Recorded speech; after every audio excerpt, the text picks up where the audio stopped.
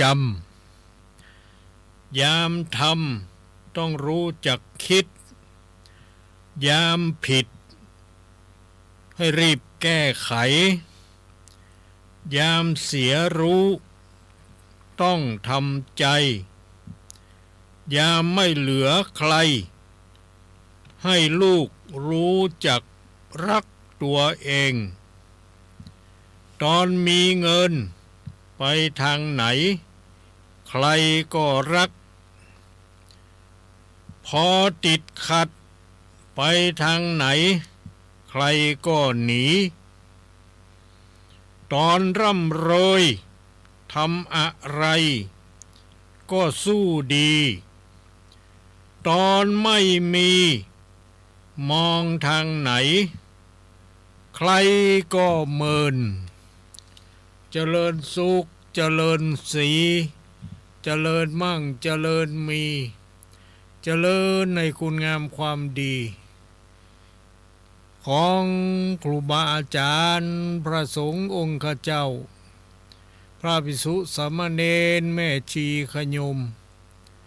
อุบาสกอุบาสิกาผู้ใคร่ในธรรมทั้งหลายทุกคนทุกท่านด้วยความเคารพนับถือในรายการเวลาต่อไปนี้ก็ขอเจริญพรท่านทั้งหลายได้เปิดเครื่องรับฟังรายการประทีปธรรมวันพฤหัสบดีซึ่งก็ดำเนินรายการโดยตู้ลุงวัดห้างต่ำตำบลป่างิ้วอำเภอเวียงป่าเป้าจังหวัดเจียงไฮ้ทางสถานีวิทยุคลื่นสีขาวเพื่อเจ้าประชาอันมีสถานีวิทยุดอยหมอกเรดิโอของคณะทีมงานของโยมดารุณีได้ถวายเวลาแก่พระธรรมทูตพระนักเผยแผ่ได้นำเอาหลักธรรมคำสอนขององค์สมเด็จพระสัมมาสัมพุทธเจ้าได้มาเล่าอู้สู่ท่านทั้งหลายได้สดับรับฟังท่านจะอยู่จังบ้านนั่งฟังนอนฟังยืนฟังหรือทำงานไปตัวฟังไปตัวก็ได้ทั้งนั้นจะอยู่ในห้องน้ำห้องส้วม ก็ฟังได้เนาะถ้ามีวิทยุเปิดคลื่นสีขาวเพื่อเจ้าประชา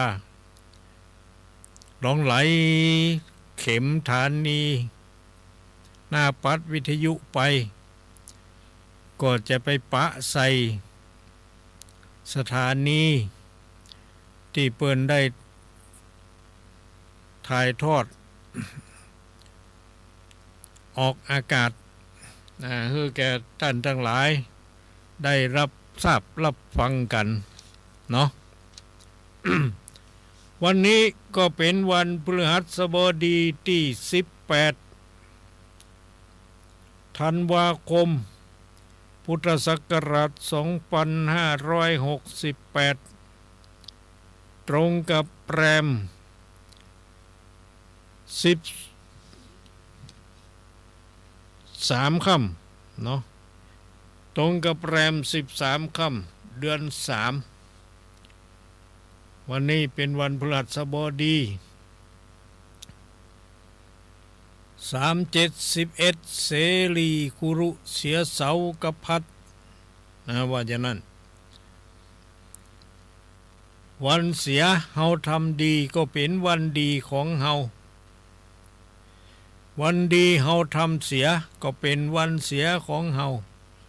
แล้วก็เป็นวันดีของคนทำดี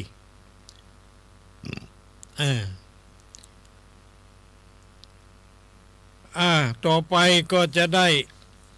มาอธิบายขยายความคำโครงภาษิตที่ได้ยกขึ้นเบื้องต้นรายการว่ายามมีก็หูจักเก็บยามเจ็บไข้ได้ป่วยก็ต้องหูจักจำยามทำก็ต้องหูจักคิดยามผิดก็ให้รีบแก้ไขยามเสียหูก็ต้องทำใจยามมันบ่มีไผเหลือไผก็ให้เฮาหูจักฮักตัวเองเนาะอันนี้ก็มาอธิบายขยายความบทนี้ก่อนคนบางคนเมื่อมั่งมีสีสุขมีเงินมีทองมียศมีตำแหน่งมีลาภสักการะได้ดิบได้ดีแล้วก็บ่ฮู้จักเก็บรักษาคุณงามความดีเงินทองที่มีนั่นเอาไปกินสุรุ่ยสุร่ายจกจ่ายในสิ่งที่บ่จำเป็นก็เรียกว่าบ่ฮู้จักเก็บนั่นแหละคำโบราณว่าน้ำขึ้นให้รีบตักอันนี้น้ำขึ้นแล้วเฮาบ่รีบตักเวลาน้ำแห้งไปเฮาก็เลยบ่เหลืออันหยังบ่มีอันหยังสักอย่างนะอย่างนี้เมื่อน้ำมันขึ้นเฮาก็บ่รีบตักใส่องค์ใส่ไหกักตุนไว้ถ้าเกิดมันแห้งมันแล้งมาก็เลยบ่มีน้ำใจเนาะอันนี้เพิ่นเรียกว่าคนที่ประมาทมัวเมาประมาทเนาะมัวเมาประมาทเนี่ยเพิ่นเรียกว่ายามมีเนี่ยต้องรู้จักเก็บถ้าเฮาบ่เก็บเมื่อมันมีแล้วเฮาจะไปเก็บเมื่อใดจะไปเก็บเมื่อมันบ่มีไปเก็บเอาอันหยังมันมีแล้วเนาะเพราะฉะนั้นต้องจำคำนี้ไว้เฮามีก็คือมันรีบเก็บไว้พ่องนะรีบเก็บไว้พ่องจะไปกินง่ายใจอวยจะไปกินเหี่ยเสี่ยงเหี่ยซ้ำเกิดว่าน้ำมันไหลมาได้กันน้ำเก่าออกไปน้ำใหม่บ่เข้ามาแทนที่นี่มันจะลำบากนะอันนี้ต้องจำไว้ยามมีสตางค์ก็รู้จักเก็บไว้พ่องจะไปจ่ายให้จนหมดจนเสี่ยงบางคนก็ห้องเกินไปนี่เนาะมีเท่าไรจ่ายหมดจ่ายเสี่ยงไปบ่พอไปแปะเปิ้นแหม แล้วต่อมาก็เลยบ่มีหยังไปฮื้อเปิ้นนี่เนาะเปิ้นเรียกว่าขี้เปอะปอกหางหมู มันแห้งติดหันมันก็บ่หลุดง่ายๆมันก็เปอะก็ติดอยู่หันอยู่ตลอดเวลาเนาะอันนี้นะต้องจำไว้ยามมีต้องรู้จักเก็บยามเจ็บก็ต้องรู้จักจำจะไปทำเป็นซ้ำสองซ้ำสามซ้ำสี่ครั้งแรกครั้งเดิมนั่นเฮาฮู้แล้วว่ามันเจ็บเราก็ต้องรู้จักจดจำนำไปแก้ไขปรับปรุงอย่าไปทำซ้ำซากให้มันเกิดขึ้นแถมเป็นครั้งที่สองครั้งที่สามครั้งที่สี่ครั้งที่ห้าเนาะเนี่ยเพิ่นถึงเรียกว่ายามเจ็บก็ต้องหูจักจำนะบางคนมันเจ็บแล้วมันบ่จำนะเจ็บแล้วบ่จำบ่สำนึกก็เลยเกิดขึ้นแถมซ้ำสองซ้ำสามซ้ำสี่เขาก็ได้รับความทุกข์ยากลำบากทุกอกทุกใจก็เพราะเหตุว่าเขาโมโหจักจำนั่นแหละ ยามเจ็บก็บ่ฮู้จักจำนั่นน่ะเนาะถ้าฮู้จักจำก็ดีกะปล่อยมันเกิดขึ้นเพียงครั้งเดียวพอครั้งสองครั้งสามอย่าไปให้มันเกิดขึ้นแถมเราก็ต้องคอยระวังเพราะมันเป็นบทเรียนของเฮาที่ได้ทำแล้วมันผิดพลาดไปเราต้องจำไว้นะเวลาเขาจะทำเขาก็ต้องหูจักคิดหน่อยหนึ่งจะไปทำอันหยังโดยที่บ่มีความคิดนะทำด้วยความบ่หูทำด้วยความรู้เท่าบ่ถึงการเนี่ยมันลำบากเนาะผลที่มันจะเกิดขึ้นนั่นมันอาจจะดีก็ได้อาจบ่ดีก็ได้ส่วนมากก็จะบ่ดีเนาะเพราะมันบ่เกิดจากความคิดของเฮามันเกิดจากอารมณ์ชั่ววูบนี่นะมันลำบากอารมณ์ชั่ววูบเนี่ยมันจะเกิดจากความคิดเนาะมันบ่เป็นผลดีนะกับเฮาเพราะนั้นอันนี้ก็ต้องจำไว้ยามทำก็ต้องรู้จักคิดหน่อยคิดหน้าคิดหลังคิดต้นคิดปลายคิดถึงข้อดีข้อเสียคิดถึงประโยชน์บ่ใช่ประโยชน์ให้มันรอบคอบดีงามแล้วก็ทำคิดก่อนทำนั่น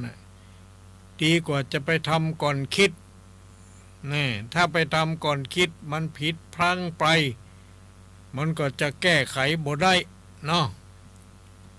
ต้องคิดและทำนี่มันก็พอที่จะแก้ไขได้อยู่ทีนี้ในเมื่อเราทำแล้วมันเกิดความผิดอย่างขึ้นมาเขาก็รีบแก้ไขนะอย่าไปปล่อยปะละเลยปล่อยให้เรื้อรังหมักหมมทับถมอยู่เมินนานบางทีมันจะแก้ไขบ่ได้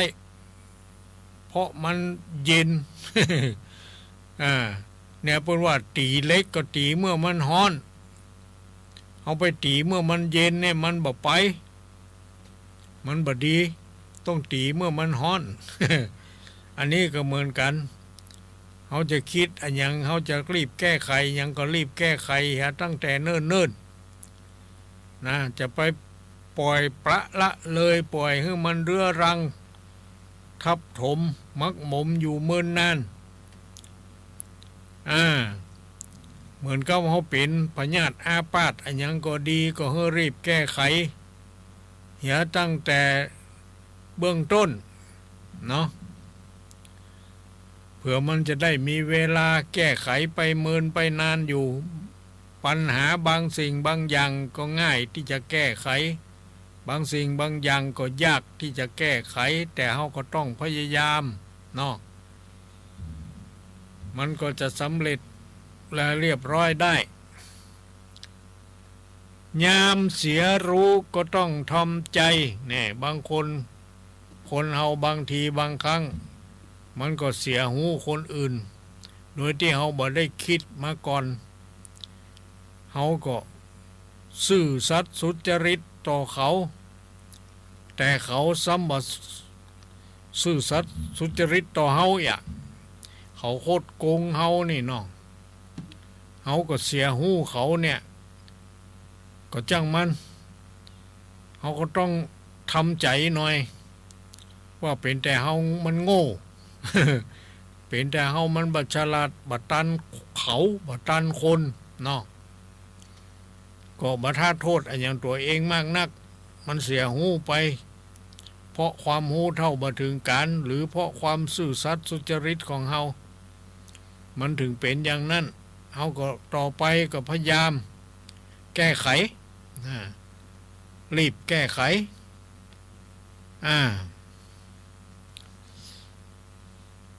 ทีนี้ยามบ่เหลือไผเนี่ยยามเสียหูก็ต้องทำใจยามไม่เหลือใครแล้วเฮาก็ต้องคิดว่ายังเหลือตัวเองตัวเก่าอยู่ถึงแม้ว่ามันบ่พ่อแม่เฮามันบ่มีแล้ว พี่ป้าน้าอาของเฮาก็ดีลูกหลานเฮาก็ดีมันบ่มีแล้วอย่างนี้แต่มันก็ยังมีอยู่คนหนึ่งนั่นก็คือตัวของเฮาเองนะตัวของเฮาเองยังอยู่ก็ฮู้จักตัวเองรีบแก้ไขเนาะในตัวเองให้ดีสุดท้ายปัญหาต่างๆมันก็จะเรียบร้อยดีงามเนาะอันนี้นะอันนี้ก็เคยเอาออกแล้วครั้งละครั้งนี้ก็เอามาออกแหมยามมีก็ต้องรู้จักเก็บยามเจ็บก็ต้องรู้จักจำยามทำก็ต้องรู้จักคิดยามผิดก็รีบแก้ไขยามเสียรู้ต้องทำใจยามบ่เหลือไผก็ยังเหลืออยู่ก็คือตัวเองนี่เนาะเอาต่อไปแถมข้อหนึ่งยามตอนมีเงินไปตังไหนไผก็ฮัก ก็แน่นอนกะเขามีเงินน่ะ เนาะลองมีเงินเอาไปเลี้ยงเปื่อนเลี้ยงฝูงเลี้ยงไผก็ดีหรอกเขาก็ถึงฮักเขานะฮักเขาฮักเขาเมื่อเขาได้กินนะ ถ้าเขาไม่ได้กินแล้วเขามาฮักอ่ะ นี่ตอนมีเงินไปทางไหนไผก็ฮักยามติดขัดไปทางไหนไผก็หนีนี่ขนาดเปื้อนฝูงกันแท้ๆด้วยกันพลบยามเมื่อเขาบ้างมีสีสุข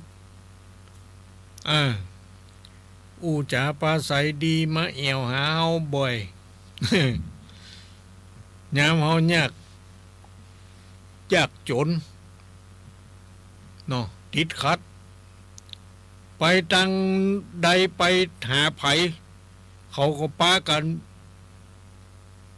บิดหน้าหนีเนี่ยเปิ้นถึงเรียกว่าเปื่อนกินหาง่ายเปื่อนตายหายากกรรมโบราณเปิ้นก็ว่าอย่างนั้นก็คงเป็นความจริงอย่างนั้นนะเนาะยามมั่งมีเก้าป้า10ป้ายามเสื้อปุดหลังขาดหน้าหาหน้าคนเดียวก็บ่มี เนี่ยว่านะความทุกข์ความจนนี่มันเป็นอย่างอี้เนาะเมื่อมั่งมีที่โตมีกับคนฮักคนหุมไปทางไหนมีคนถามไทยตักต่อยกมือไหว้ ยามเมาหมูหมีบ่ต้อหน้าบ่ได้ก็บ่ค่อยพอ เป็นอย่างเนี้ยแต่จ้ะเนาะ ได้เป็นอย่างนั้นนะเพราะฉะนั้นเฮาก็หูตัวพองเนอะยามมั่งมีสีสุขจะไปเหลิงยามตุ้งยากอยากขั้นก็จะไปหมองเนาะหูจักฐานะของตัวเองตัวเนี่ยยามติดขัดไปตังไหนไผก็หนีพอเห็นไรเขากลัวเขายืมเงินเขากัน เนาะบ่เคยตักบ่เคยถามเขากลัวเขามารบกวนอย่างเนี้ยทำนองนี้โอ้ถ้าเป็นเพื่อนกันแต่จริงๆนี่โอ้ปุ่นอู้ดีกะบางทีปุ่นหมูหมีปุ่นก็จะแนะนำให้เป็นยังบางทีปุ่นมีปุ่นก็แบ่งสรรปันส่วนให้เฮาแต่เฮาก็จะไปลืมบุญคุณปุ่นนะจะไปลืมบุญคุณเขานะอย่างเมื่อเฮาทุกข์ยากอยากกั้นเขาช่วยเหลือเฮาอย่างใดในเมื่อเฮาฟื้นตัวได้ดีแล้วก็จะไปลืมบุญคุณเขาเนาะอันนี้ เปิ้นว่ามันจะเป็นคนเจริญเป็นคนมั่งมีสีสุขถ้าเดินไปทางหน้าเจริญรุ่งเรืองเพราะบ่ลืมบุญคุณคนนี่เนี่ยตอนร่ำรวยทำอันหยังก็ดูดีหมด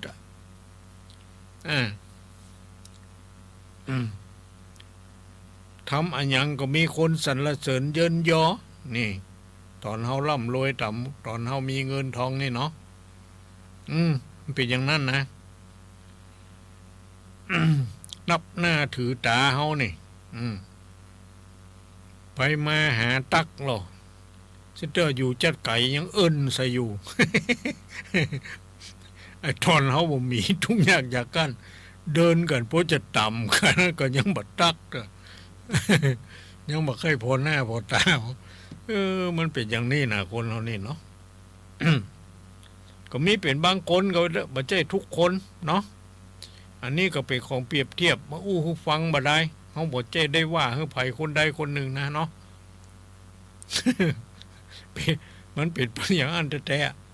ๆยามติดขัดไปทางไหนไผก็หนีบ่เคยสู้หน้าสู้ตา ก็ยามเฮาร่ำรวยเป็นดีนิดต่อทำอันหยังก็ดูดีไปหมดมีแต่คนยกย่องสรรเสริญน่ะทั้งที่บางทีเขาทำบ่ดีสักหน่อยเขาก็หาว่าดีเนาะ นี่คนร่ำรวยคนมีเงินเนาะปิยะอันตอนไม่มีมองไปทางไหนไผก็เมิน เมินก็คือบ่พอหน้าพอตาเขานั่นแหละอันนี้ก็เป็นภาษิตคำโครงที่เขาควรจะจดจำนำไปท่องไว้นะมันจะได้เป็นคติสอนใจเนาะบอกว่ายามมีเงินไปทางไหนไผก็ฮักนี่เนาะลองว่าเหรอยามมีเงินไปทางไหนไผก็ฮักยามติดขัดไปทางไหนไผก็หนียามร่ำรวยทำอันหยังก็ยังมาดูดีเนาะยามบ่มีมองไปทางใดไผก็เมิน เป็นอย่างนั้นเมื่อมั่งมีมากมายมิดหมายมองเมื่อมัวหมองมิดมองเหมือนหมูหมาน่ะเนาะเมื่อไม่มีมิดเมินไม่มองมาเมื่อมอดโมยหมูหมาก็ไม่มามอง ภาษิตบทนี้ก็ดีเหมือนกันนะเนาะมันท่องไว้มันเป็นอย่างอันจริงๆเนาะคือพอสมกับที่ตุลุงว่านี่ก็เนาะอันนี้ก็มีคนแต่งคนอย่างขึ้นมาน่ะเขาหันว่ามันดีเขาก็บันทึกไว้เอามาเขียนลงในสมุดลงอย่างไว้แล้วก็เอาออกมาเล่าอู้สู่กันฟังเนาะเพราะมันเป็นประโยชน์มันเป็นคติสอนใจ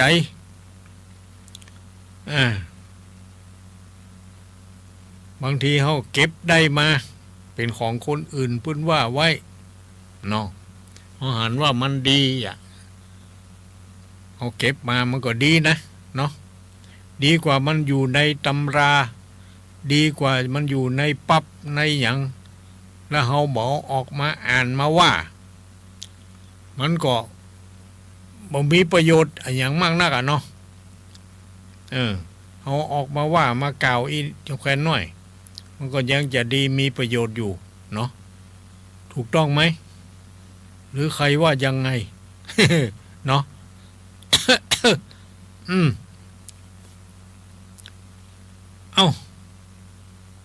คำโครงภาษิต2 ข้อนี้ก็คงจบลงเพียงเท่านี้หรือจะให้ทบทวนอีกครั้งหนึ่งก็ได้ยามมีก็ต้องรู้จักเก็บยามเจ็บก็ต้องรู้จักจ ยามทำก็ต้องรู้จักคิดยามผิดก็ต้องรีบแก้ไขยามเสียหูก็ต้องทำใจยามบ่เหลือไผก็หูจักตัวเองตอนมีเงินไปตั้งไหนไผก็ฮักพอว่าเฮาติดขัดไปตั้งไหนไผก็หนีตอนเฮาร่ำรวยทำอันหยังก็ดูดีตอนเฮาบ่มีมองไปทางไหนไผก็มืน จบเพียงเท่านี้ ต่อไป ก็เล่านิทานนะกะเนาะ เสียงก็บ่ค่อยดีนะแต่ก็ยังใจได้อยู่พอใจพอได้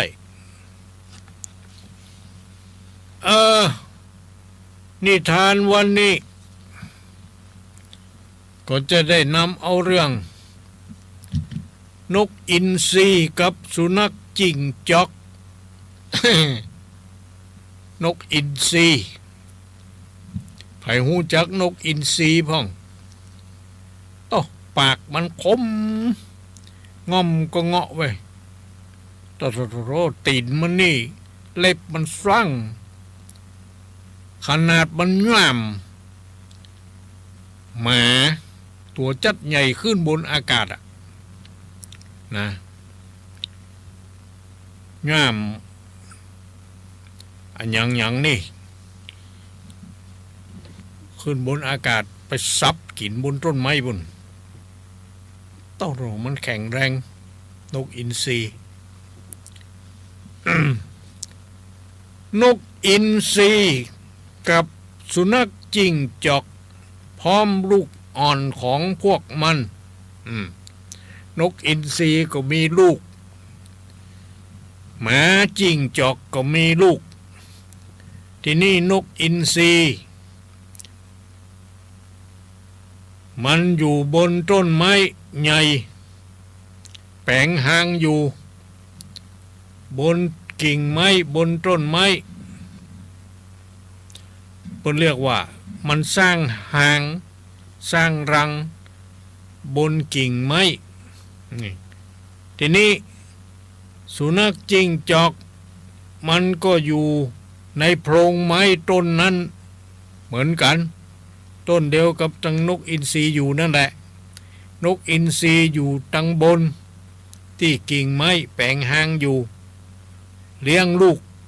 น้อยไอ้น้องส่วนหมาจิ้งจอกมันก็อยู่คนต้นไม้ที่นกอินทรีอยู่นั่นแหละเพราะว่าเกามันเนี่ยมันกวางมันเป็นหูนกหมาจิ้งจอกก็เลยเข้าไปอยู่ในนั่นแล้วก็เกิดลูกเกิดเต้าอยู่นี่อยู่ในโพรงไม้นั่นนะทีนี้วันหนึ่งแม่สุนัขจิ้งจอกออกไปหาอาหารมาให้ลูกมันนี่ละลูกมันอยู่ในโพรงต้นไม้หั่นทีนี้นกอินทรีก็รู้ว่าหมาจิ้งจอกมันบ่อยู่มันละลูกมันอยู่ที่โคนไม้ลุ่มนั่นนกอินทรีมันก็เลยบินลงมาฉบเอาย่ามเอาลูกสุนัขจิ้งจอกไปให้ลูกมันเล่น หรือไปให้ลูกมันกินเป็นอาหารเนี่ยเนาะแต่ว่ามันเอาไปเล่นก่อน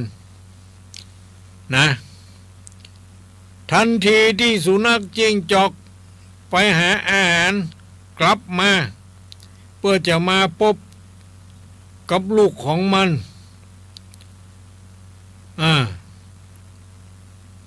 มันก็เลยหูว่าลูกของมันนั่นหายไปนะลูกของมันหายไป เลยมันก็เลยเกิดว่าคิดว่าลูกมันคงจะอยู่ในอันตรายนะมันก็จึงร้องขอให้นกอินทรีคืนลูกให้กับมันนะสุนัขจิ้งจอกมันรู้ว่าแม่นกอินทรีเนี่ยเอาลูกของมันไปให้ลูกมันเล่น บนต้นไม้บนมันง่ำออกไปทีนี้นกอินทรีมันก็หูดีว่าสุนัขจิ้งจอกนั้นบ่สามารถที่จะปีนขึ้นต้นไม้ไปได้มันก็จึงกล่าวว่าถ้าเจ้าอยากจะได้ลูกของเจ้าก็ให้ปีนขึ้นต้นมาเอาเองสิ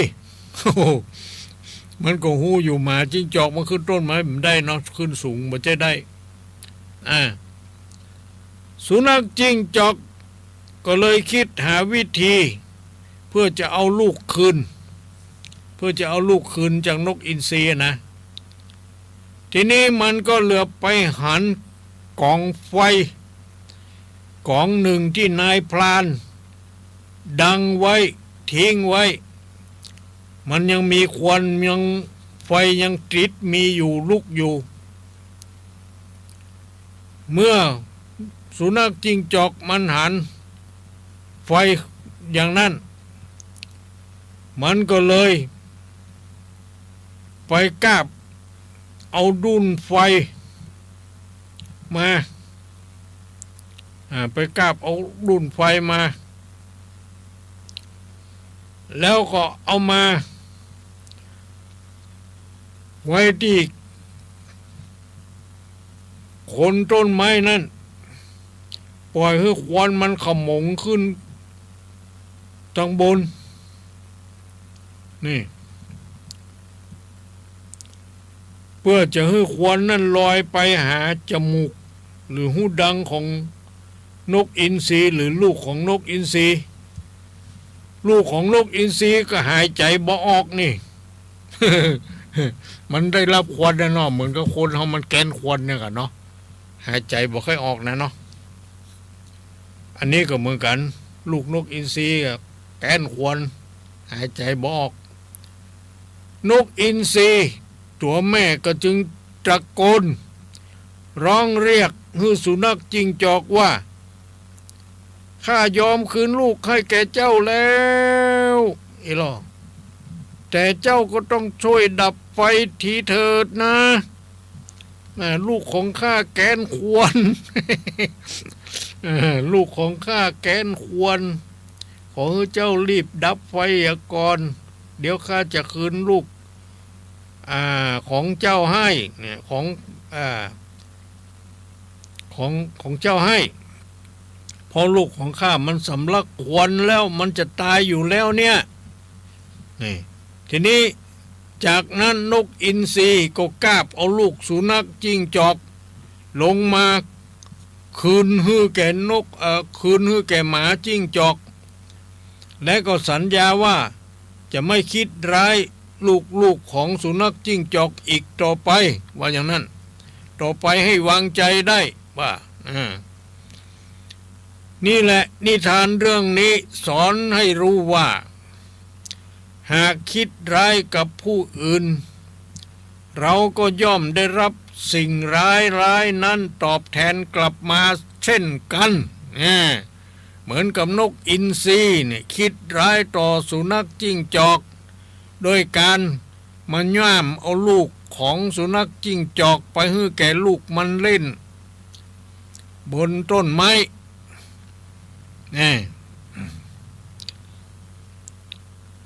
แล้วก็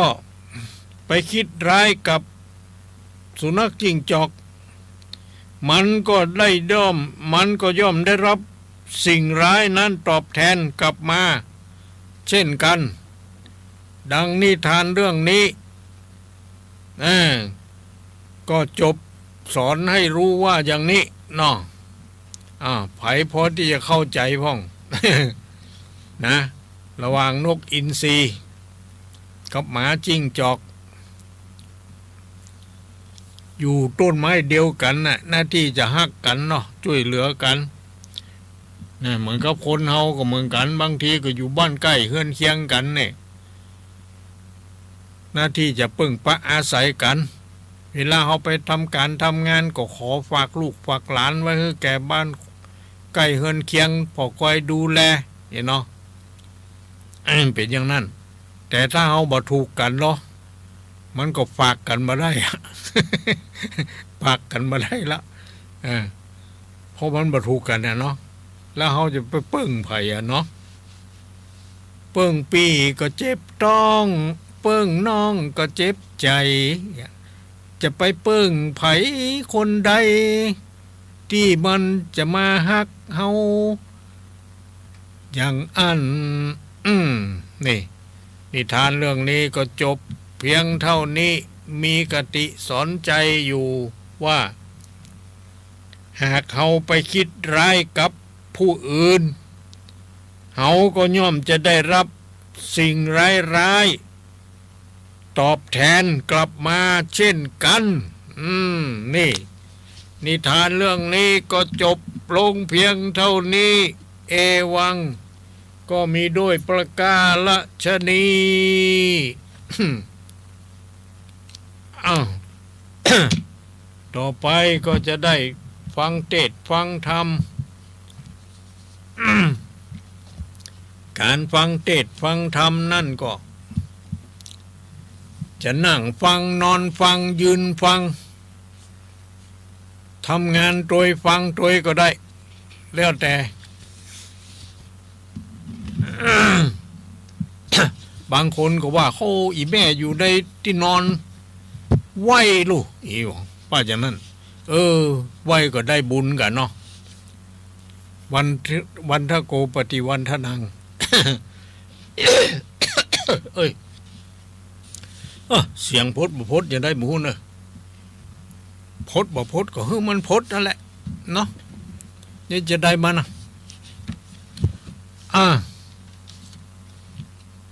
วันพุธก็จะไปลืมเนี่ยวันพระนะวันพุธนะลูกเจ้านึ่งเข้าเป่าไฟไปวัดไปวาเนอะเอาอาหารการกินเอาจอผักกาดยำนอ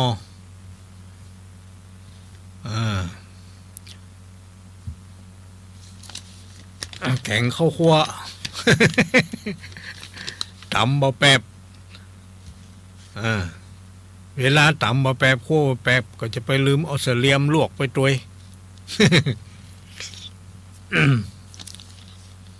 เอาไปใส่บาตรใส่อย่างเนาะไปบ่เป็นอย่าง7 วันไหนไปเตื้องหรอมันจะได้ไปถึงวัน 7 วันไหนนึกถึงพระคิดถึงพระไปหาพระเนาะพระก็จะได้อยู่กับเฮา คุ้มครองป้องกันเฮาอยู่ดีมีสุข เอามาฟังเทศน์กันได้เลยทุกคนพร้อม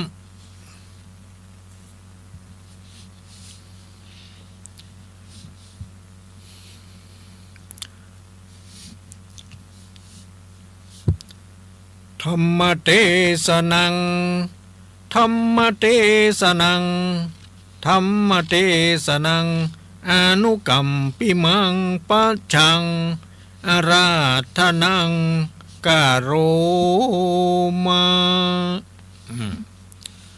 นะโมตัสสะภะคะวะโตอะระหะโตสัมมาสัมพุทธัสสะ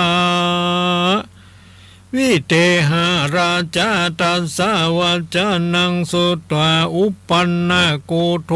อโหสิติสาธาโวดุลาสปุริสาตั้งหลายตั้งยิ่งใจหนุ่มเทามีศรัทธาเก้าเป็นประธาน ต่างก็มีใจบานจื่นจ้อยถือดอกซอยบุพผามาปูจากุมเกลาไว้พระพุทธเจ้าแล้วก็ฟังธรรมจูต่อตามบาทคอบาลีว่าวิเทหราชาทัสวจนังสุดตัวดังนี้เป็นต้นบัดนี้แดดเตอวิเทหราชาอันว่าปัญญาวิเทหราชฟังถ้อยวาดกำจาแห่งเสนาแก่นใจยินขดไม่เหลือใจจริงจะไขจีบอกว่ามึงจุงปอกไปปานไปไข่ปันบอกเล่าแก่เต้าเจ้าเมืองสูว่ากูจักไปจูโบจาเพื่อต่อตาพาโจรสูมีริปนมาจ้างเฮอรีบแต่งหางดังดาเรียกโยธาสีหมู่มาพร้อมมามัวอยู่เรียวไว้ประตูใดบ่แน่นแป้งหือมันแก่นบัดเดียวกูจักเร็วรีบห้าวไปผับดาวเมืองสู่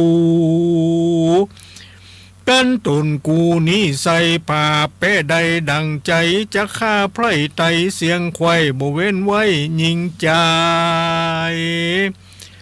รีบ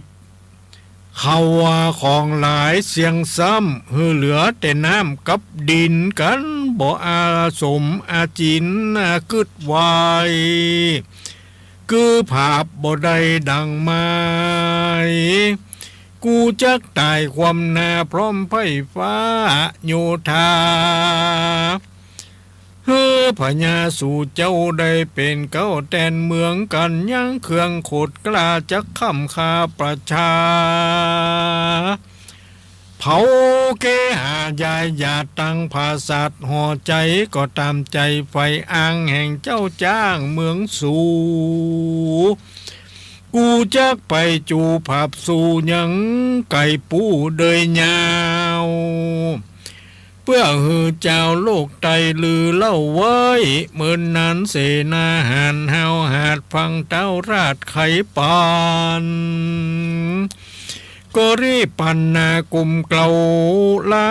เต้าเจ้าบัดเดียวแล้วก็รีบเร็วปิกปอกไว้น้ำปอกขึ้นมากันไกลกลามาลอดถึงที่จอดเมืองตนก็เรรนย้ายบาดขึ้นภาษาหอค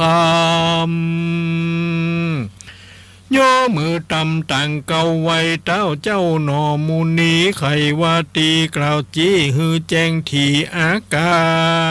รหนอโพธิญาณหนุ่มเนาคือเต้าเจ้าปลาณสี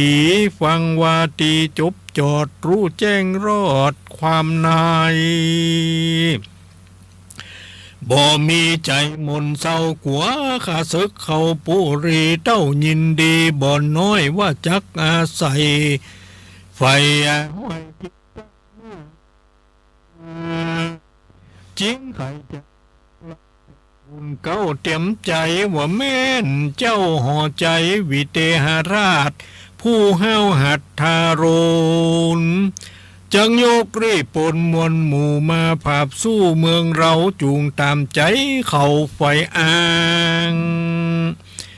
แม่นมี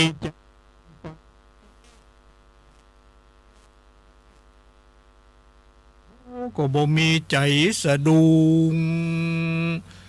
สติฟุ้งถอยโหนจุ้มริปนมาจ้างเราก็อย่าห่างดังดาเกินมันมาแต่ใส่เราเตี้ยงปราบใดเดียวดายฮือคนยิงใจไพร่ราชตังอามาตโยธาประดาป่าดาเมืองใหญ่ฮือพร้อมไข่เลียวไว้ไผ่ยะกันอาใดอย่าพรฮือยะดังก่อนเดิมอ่อนฮือเจ้านกรจูผู้ม่วนเล่นอยู่ตามใจอย่าฮือไผ่สตานกึดผ่านยันกลัวตาย กันเต้าบุญภายที่ลาดกาวเสียงขาดกำจาขุนต่างตาหยดใหญ่หูลูกควายทบทองก็ฮือตีกองเปล่าร้องไปตัวต้องห้องเวียงใจฮือคนในไพร่ใต้หูแจ้งควายขี่หญ้าก็มีหันแล่นาถ้าโขวิเตหราชาเมื่อนั้นพญาวิเตหราชก็เรียกขุนหาวหาดต่างตาจื้อใจยะเสนาหยดใหญ่มาอยู่ใกล้บัดเดียวแล้วก็จะเหลียวกล่าวฮือพร่ำหูขี่หญ้าวัดต้านจุงดาแต่งห้างยังหมู่จ้างปลายสารตั้งคนหานภาพสู่บ่หอนหูพระนีหมู่มาดี องค์อาจหมู่รถราชเจียงจีนพลเตียวตินพาภาพถือหอกดาบปืนยามจุงเรียกมาเสียงควายหือพร้อมใดเร็วไว้เฮาจักไปลบภาพกับเต้าหยาบปลาณสีเอาเจ้าปุรีไพร่ใต้มาเป็นข้าใจเรารามันเฮือเสนาอาจกล้ามาด่าว่าตัวเฮาว่าบ่แยงเงาว่าตัวเก่าเป็นเจ้าเจ้าได้ เลือดทีบ่หลายสักหยาดอยู่ในภาษาตึงวันดังไก่แม่ขันแข่งสู้กับไก่ปูเดยยาวไก่ปูเป่าเปิบใส่ไก่แม่ถอยไล่ถอยโหนเราจักไปผจญภาพสู้เฮือมันหูกับตาใจยะเสนาขุนใหญ่ฟังเต้าไทยไขปานใจเป็นควันเอาไม่ว่าตนเต้าไทยปราณสีญะบดีอวดกล้ามาถามต่อตาจำลองมันกินเล็กตองต่างเข้ามันได้เต้าเดียวเดิ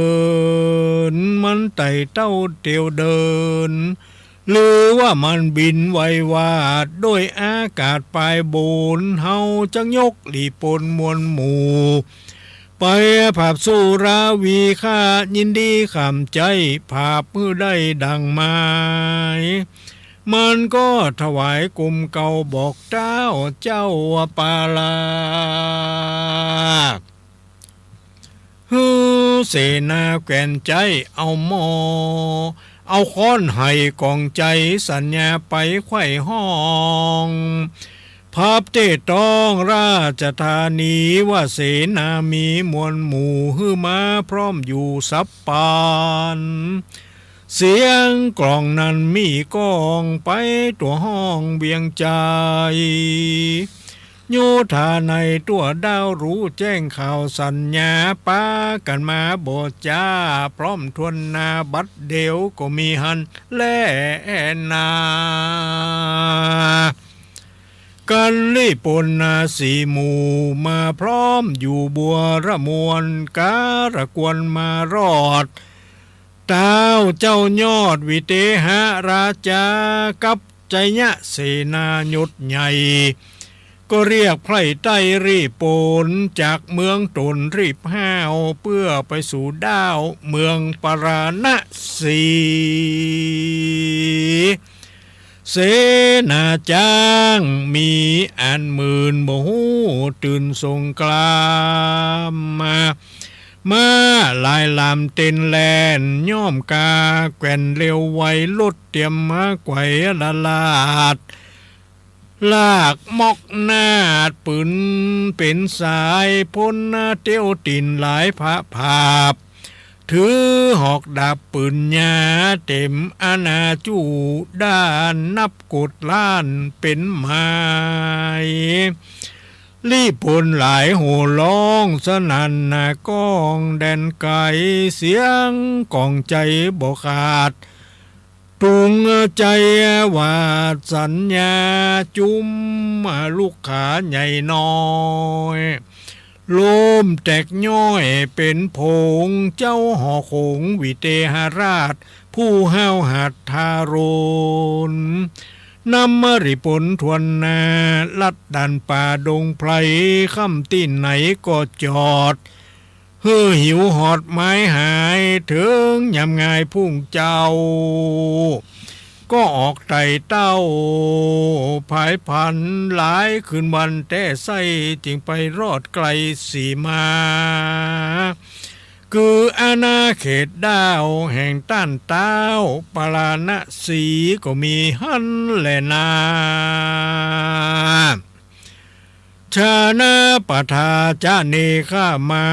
ส่วนคนตั้งหลายไปนอกอยู่ข้างขอกสีมาตามอาณาเตต้องไกลจากห้องราชธานีหู้ข่าวศึกมีมาไกลต่างกั้งใกล้กลัวตายพ้องก็พันภายเข้าป่าปาลูกเมียกว่าตวยไปพ้องก็เรียวไวรีบห้าวไปไหว้เต้าหนอมุนีไขวัตีกล่าวอู้ฮือใดหูจู้ประการหนอโพธิญาณยอดซ้อยก็ตอบถ้อยไขปานว่าจุงปากันละพรากหนีล่าจากมือเลือนโตนเข้าไพศนลี่ซ่อนอยู่ในบ่อนไกลตาการเซิกปาลาหนีกว่าก้อยอ้อยหน้าขึ้นลางเขาได้ฟังเจ้ากล่าวก็ฟังเฝ้าขึ้นมาแล้วก็ใครจากเก่าอูฮื้อเจ้าหมู่รู้เร็วปันต่างปากันละพลากหนีออกจากเกหาเข้าดงนาลีซ่อนอยู่ในบ่อนแดนไกล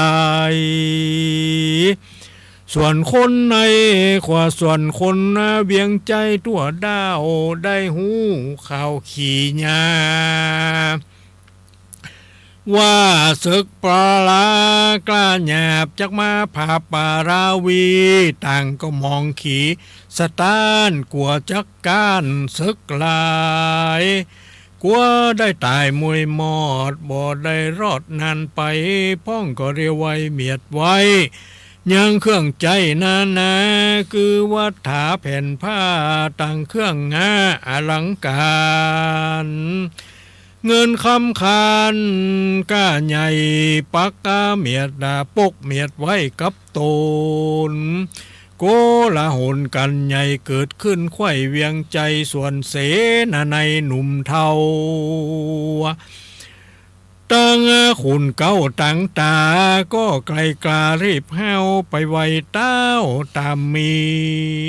หนอมุนีตนองค์อาจก็โอกาสกำไปว่าดูราเสนาในเฮ้ยมวลหมู่อันมาพร้อมมาอยู่ใหญ่ๆต้านตั้งหลายทวนนาอย่ากลัวศึกกลาแดนไกลประตูเวียงใจน้อยใหญ่จุงไข่ไว้จุปายยามซึกหลายมาไกลฮือเข้ามาได้ดังใจอย่าฮือคนในไพร่ราดได้ฟันฟาดบุบตีหรือระวีค่ำค่ายังซึกต่างหน้าไกลตาฮือเจ้าปลาจูผู้ม่วนเล่นอยู่ตามใจเสียงกล่องใจปิญญาปาดอย่าฮือได้ขาดหายหนีมโหระศพมีแต่ก่อนอย่าฮือผ่อนหายโหนเขาจุคนหนุ่มเท่าฟังเต้าเจ้าไข่ปันบ่หันตันสักผูต่างกึดอยู่ในใจ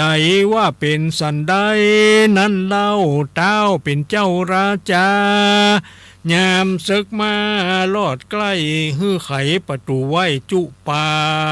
ยเพื่อฮื้อศึกหลายมากเต้าไหลหลังเข้าเวียงใจบ่ฮื้อไผยะร้ายฮื้อศึกต่างค่ายเครื่องกาพิษธรรมดาแบบเบ้าลอยลีดเก่าเดิมอ่อนเจ้านครน้อยใหญ่เตี้ยงตายไข่ตึงเมืองโยทะเรืองจูผู้บ่พ่ำหูหันตาลเต้าปากันบ่ปากตีแท้ก็หักยินกลัวต่างน้อมมาหัวกลมเกลาลาเต้าเจ้าขุนทำยกตินทำย้ายบาทจากภาษาลงการแล้วปากันฮับไว้ยังประตูน้อยใหญ่จุปาย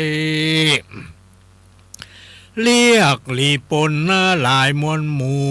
มาพร้อมมาอยู่สับปานก็มีหันแล่นนาส่วนขุนต่างตาผู้เท่าคือขุนเก้าใจยะเสนานำอยู่ท่าอาจกล้ามาก่อนหน้านำตางตนห่อขวางวิเทหราชขี่จ้างไปศาลมีลิปนหันหลายแหลวังแวดตาแห่จอมหลังขุนตาปังยุดใหญ่กันมาลอดไกลเวียงใจก็ฮืออยู่ท่าในกดล้านแวดจุดันใหญ่ๆมันขี่จ้างปลายตัวกล้าปากดาราวีว่าไก่งามดีตัวปูจูงมาแข่งสู้ลองจามกับไก่งามตัวแม่อันมาแต่เด่นไกลไก่ตัวใดจักการหรือสตันถอยโหนฮือริปนใหญ่น้อยหันเป่งป้วยต่อตามันจ่าต่อถ้อยด้วยกำถอยลายประการฝ่ายโยธาหารหนุ่มเทาอันอยู่เฝ้าไปใน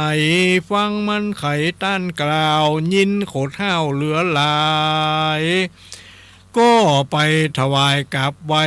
บอกเต้าไทยตามมีหน่อมุนียอดซอยได้ยินถอยเขาจ๋าบอกเครื่องกาไว้วันตั้งอยู่มั่นตามธรรมเต้าว่าไข่กำบอกเล่าว่าจุมสูเจ้าทั้งหลายจุงอยู่ได้จะกวายอย่าเนะร้ายลือดีมันกาลีดาถอยอย่าฟังถอยมันจา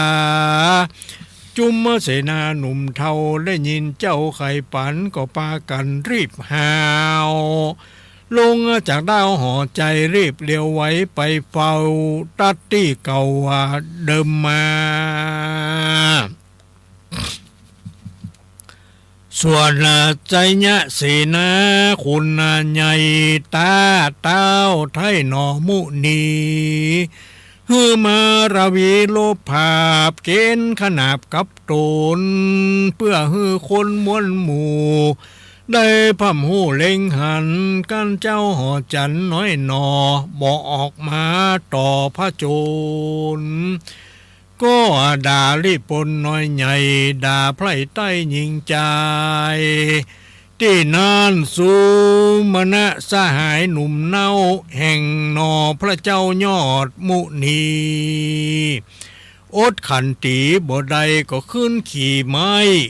เจียงอาคารสยองซานไว้ว่องขี่ขึ้นสู่ห้องเวหาแล้วโผลงมาต่ำใต้กำผมขุนใหญ่สับปันแล้วกำผันไว้วาดกลางอากาศปลายบนขุนทะล้นใจหยาบบ่มีดับกับตัวเจ็บหนังหัวนักแก่แสงกาวแก้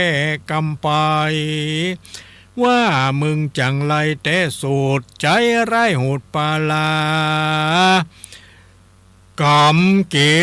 ษาหมวดละเกล้าแห่งคนเท่าพัดผ่านบาปเตี้ยงตันนะเมื่อซอยได้ต่ำก้วยตกพลานกันมึงหันแต่ใส่จูงลงสู่ใต้ดินดอนมือสองขอนถือดาบก้อยลบผับตามรายสู้มาหน้าสหายหนุ่มเนาเสียวแห่งเจ้าบุญนำจริงไข่กำบอกเล่าว่ากูเป็นเสียวเจ้าปุรีมึงเป็นเสนาบดียศใหญ่บ่ตัวยไต่ตามธรรมมาไข่กำหยับจ้ามาด่าเจ้าฟ้าเมืองกูกันบ่เอ็นดูคนเท่าจักปล่อยว่างเปล่าบัดเดียวมึงเตี้ยงเร็วบ่จ้าตกสู่หน้าปาทพีดับอินทรีมวยมอดบ่ได้รอดขึ้นไปบ่หันสายใจลูกเต้าตั้งนางโนเนามือแปงกูยำแยงแต่ใส่จริงกำผมไว้ดีลีกันนาไขว่าตีเมียนจอดสุมานายอดสหายก็แซงผายมือออกแล้วร้องบอกสัญญาว่ามึงจุงดาความหน้าย้อนตกจากฟ้าลงดินแล้วกำมาสองตีนขุนถอยเอาหัวห้อยลงมาแกงหวือวาวัดวาดกลางอากาศปลายบุญกันขุนทารุณใจถอยอีดอ่อนม้อยนำนาจิงนำลงมาวางไว้บนหลังจ้างใหญ่ไปศาลแล้วสยองสารไว้ว่องเข้าสู่ห้องเวียงใจคุณต่างใจหยุดใหญ่เจ็บปวดไข้ตังคิงจักต้วงติ่งก็ยินยากจักออกปากยินพรานก็มาจะหานก่อนกีลวดหลีกนี้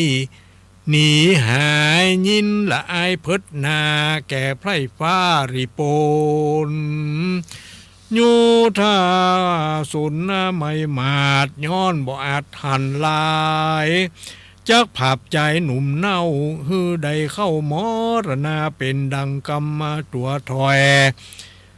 เป็นดังกาตัวถอยปีกหางป้อยหายโหน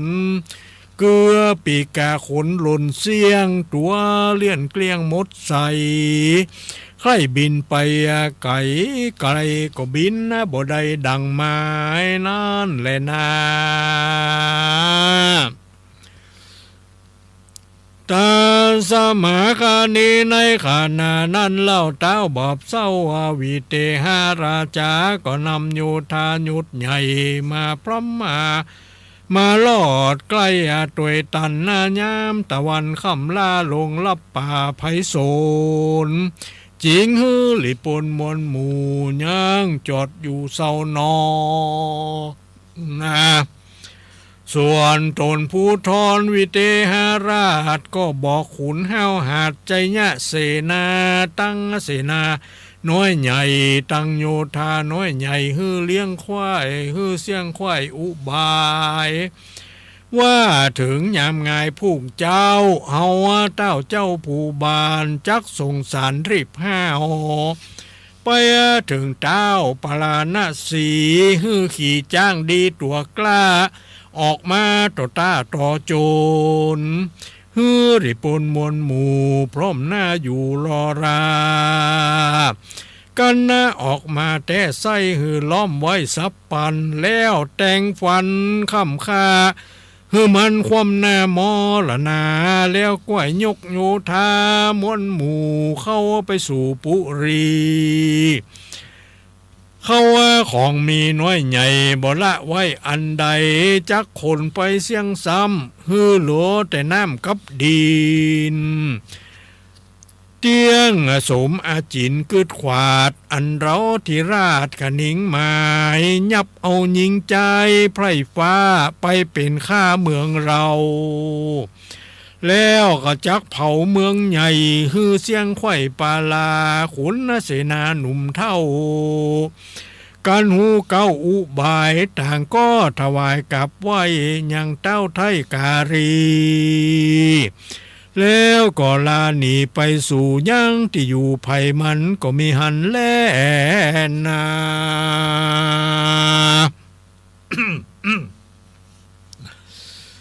ปุณณเตปุณณาวาเสกันวันรุนมาลอดเต้าเจ้ายอดวิเทหราชาก็เฮอเสนาแกว่นใจผู้หูค่อยสับปะการน้ำราชสารรีบห้าวไปถวายเต้ามูนีว่าเฮาอยู่ปุรีเตตองโค้งเขตห้องเด่นไกลได้ยกอยู่ท่าในหน่วยใหญ่มาแวดเมืองไว้จู้ปายย้อนใจหมายจื่นสู้ไข่จนไก่ปู้ตัวงามคนหลายลามน้อยใหญ่ลือเล่าไว้เมินนานการต้านหานแต่ไส้จุงขี่จ้างใหญ่งางอนออกจากนครอย่าจ้าไปต่อตาต่อโจรคนต่อคนบันมางจ้างต่อจ้างราวีจึงไผดีจึงรอดบ่มวยมอดวำไว้กันต้านกลัวตายคว่ำหน้าบ่ไปต่อตาพระโจรเฮาจักยกริปนหาดห้าวเข้าผับดาวเตเมืองฮือริปนเรื่องอาจกล้ายับเจ้าฟ้าห่อจันมาแต่งฟันฟักฟาดฮือชีวิตขาดความไหวเอายิงใจไพร่น้อยไปเป็นข้าค่อยเมืองเราแล้วก็จักเผาเมืองใหญ่หมดเสียงไข่อาณาหนอพุทธาตนองค์อาจอ่านเสียงขวาดหลายสารบ่มองผ่านต่ำก้อยจริงตับถ้อยกำไปว่าดูลาเสนาในแก่นใจจูงเมื่อไว้ตุนสาบอกพญาสู่เจ้าตามเงื่อนเก้าตามมาความในเราจะไปแต่งห้างไปจนจ้างตามกรรมเจ้าหอคำอยู่ท่าบ่ได้จ้าเหิงนานเสนาหันแก่นใจก็น้อมไว้อำลายังหน่อพุทธาธิราชแล้วก็ลงผาศาสตร์ไปปานเร่ไผ่ผันไวว่องออกจากห้องเวียงใจแล้วก็ไปกุมเกลาบอกเต้าเจ้าวิเทหราชราชาตามหน่อพุทธาบุญใหญ่ได้สั่งไหว้จุปการก็มีวันนั้นแลนานี่ที่ตั้งขีญา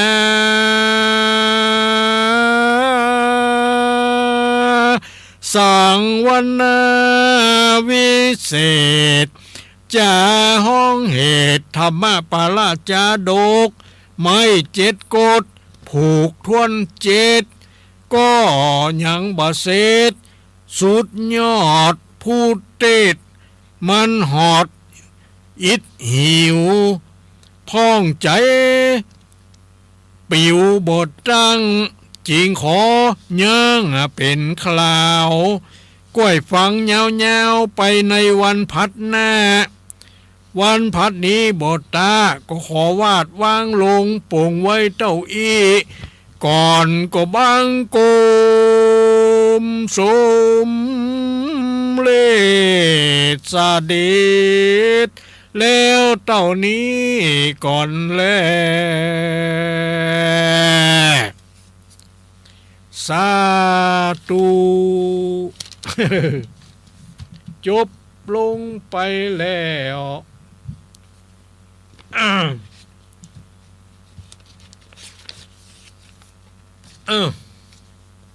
คงจะหู้เรื่องหู้ราวเนาะคือมันมีอยู่2-3อย่างนั่นนะ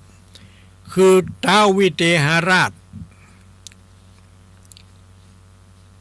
มันอยู่เมืองวิเทหราชามันยกหลีโปนไปเพื่อจะไปภาพเมืองปาราณสีเนาะเมืองปาราณสีก็เป็นเมืองของนอมุนี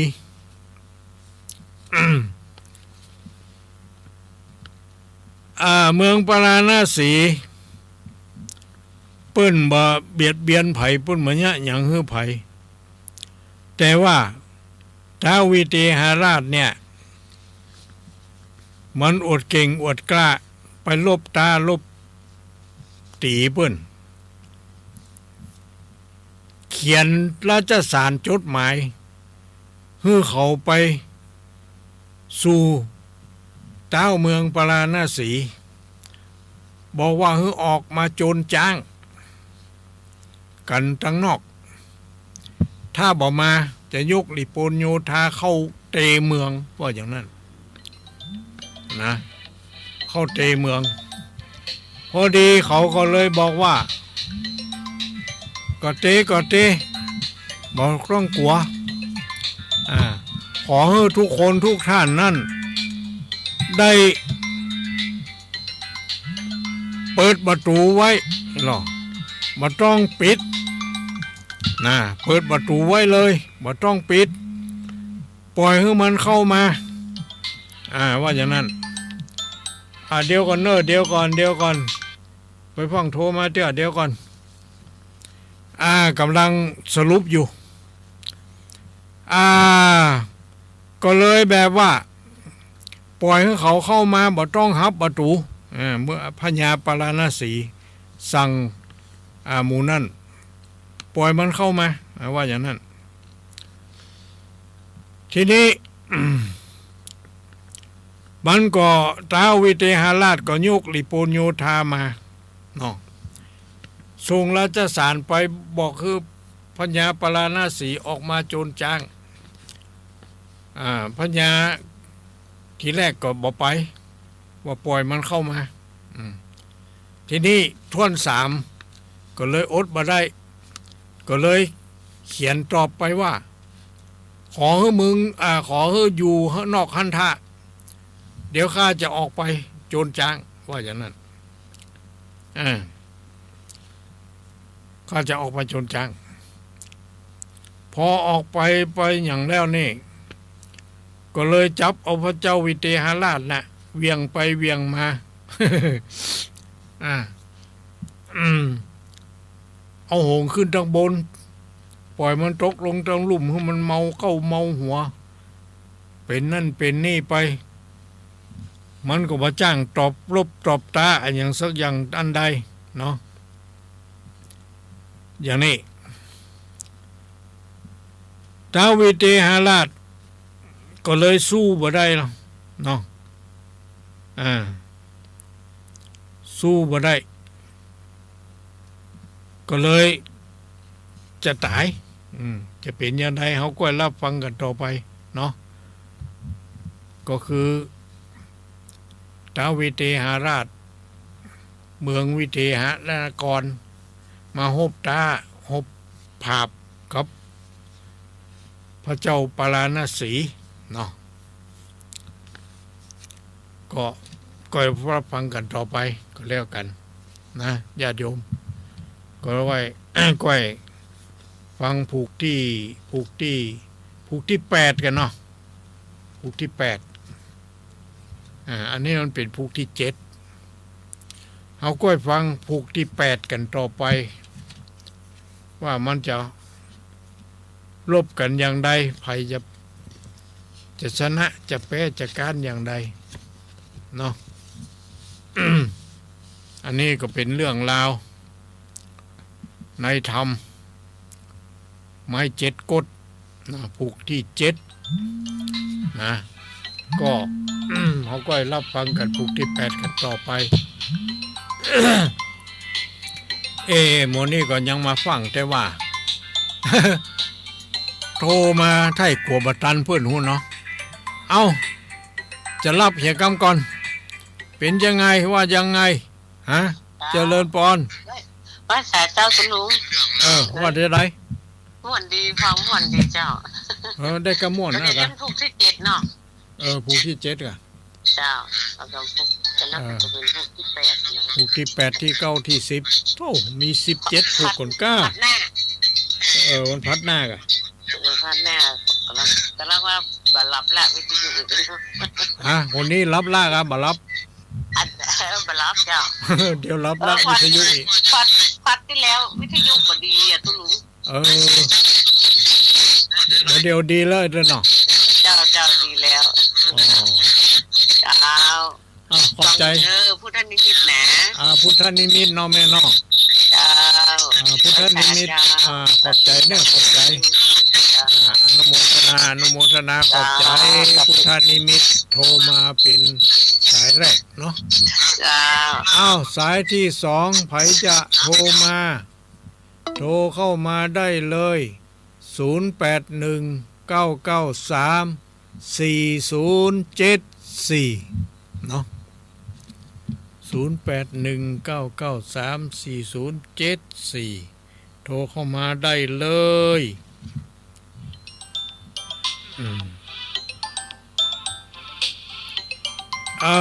มาแล้วเจริญปอนสายที่2เจริญปอนไข่จ้า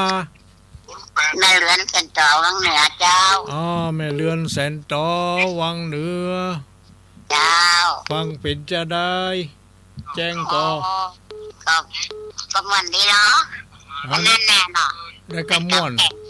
นี่เวียดนามเนาะจะเป็นจะยับไว้ผมไปเลยเนาะน่ากะตัวอวดตัวเนาะคนอวดตัวเนาะกะน่ากะปุ่นว่าจะเก่งกล้าสหาวอย่างใดบดีอวดตัวเนาะนั่นน่ะดาบคมเป็นอยู่ในฟักขอบใจอนุโมทนากำลังใจพระคุณนะแม่เรือนสันต่อเจ้าสายที่2มาแล้วผูก8เนาะพัดหน้าเนาะผูก8เห็นหน้างอนหน้าเจริญปอนสาธุสายต่อมาสายที่3ใครจะเข้ามาสายที่3เข้ามาได้เลยมาแล้วเจริญปอนสาเจ้าตุลุงสายเชี่ยแม่อินมาแล้วเสมอเลยฟังจัดหมดเด้ออันว่าเมาไปที่ไหนบ่ได้ฟังพี่ปักเสียก็หาจอกปัตตวาตองชื่อในเจ้าอันกะเจ้าแสดงความเสียใจด้วยเด้ออายุ95ตุลุงเขาไล่หวยกันจับนักแต่เจ้าอายุเพิ่นยืนเนาะเจ้าเป็นหยังเป็นปีกะลุงเจ้าเป็นปีกะเป็นหยังเป็นปีแม่หญิงคนเก่าเจ้าเดี๋ยวนี้มียังอยู่กี่คนนี่ยังอยู่3คนดีละไปแล้ว2คนป้าแต่2คนก็ไปหมดแล้วไปตามกาลเวลาแล้วเนาะของไผของมันสบายละเป็นกำลังใจตุลุงนะเจ้าขอบใจอนุโมทนาแม่อินเสมิงมาแล้วเนาะสายต่อมาเข้ามาได้เลยไผอยู่แห่งหนตำบลใดมาแล้วเจริญปอนเจ้าสาธุเจ้าสาธุจากไหนจ้าแม่น้องตัดจางเวียงหนองรองเจ้าแม่น้องแม่น้อมอีกอะเจ้าแม่น้อมตาจางเวียงหนองรองจังหวัดลำพูนเนาะเจ้าฟังเป็นจะได้ชัดเจนดีบ่ม่วนดีเนาะจะได้สรุปตอนหมดแต่ฟังรู้เรื่องเนาะสบายเนาะเจ้า ดี น ละ อน ดี ฟั ละ งเด้อมันหนาว เป็นหยังนอนฟังก็ได้นั่งฟังก็ได้เนี่ยการตัวยฟังตัวยก็ได้ มันต้องเป็นระเบียบอันยังอะ จ้า ฟังอย่าง สา เดียว ธุเด้อ สาธุสาธุเนออนุโมทนาแม่น้อมสายต่อมาบ่ขาดสายเลยมาเลยเนาะ FC เจริญปอน ไปแจกครับ เจริญปอน ครับไปแจกครับ ลุง ปอนานกะ ไปแจกคนนั้นครับแล้วนี่อยู่ปะพายลีลำพูน ปะพายลีลำปูนเนาะนึกว่าเป็นป้อนานเมืองแป้ ใช่ครับพ่อหมวกครับ ป้อชื่ออย่างป้อหมวกอะ ครับ รับฟังสุดจะได้รับฟังชัดเจนดีก็ ชัดเจนดีครับ บ่มีอย่างรบกวนเนาะ ฟังแห่งนี้ชุมชนคนเมืองนี้มาแค่ดวงครับ ฟังชุมชนคนเมืองลีเนาะขอบใจอนุโมทนาเจ้าของฐานีเพิ่นด้วยเนาะเพิ่นใจดีเนาะก็เอาสัญญาณไปให้ญาติโยมได้ฟังกันได้ดี ดีครับ อนุโมทนา ครับ อยู่ดีมีสุขเนอะ ครับ อยู่ดีสบายอยู่ดีสบาย ครับ เจริญปอนเจริญปอน ครับสวัสดีครับ เจริญปอน สายต่อมา เข้ามาเลยเนาะสายต่อมาแล้วเจริญปอน กราบไหว้ศาลเจ้าตะลุง อันนี้เสียงไผที่ไหนอย่างใดนี่ตึ้มเหมือนเปิ่น แม่สีทอนสันปะตองเชียงใหม่จำได้ดี เจ้าฟังอยู่เจ้า ฟังแต่ต้น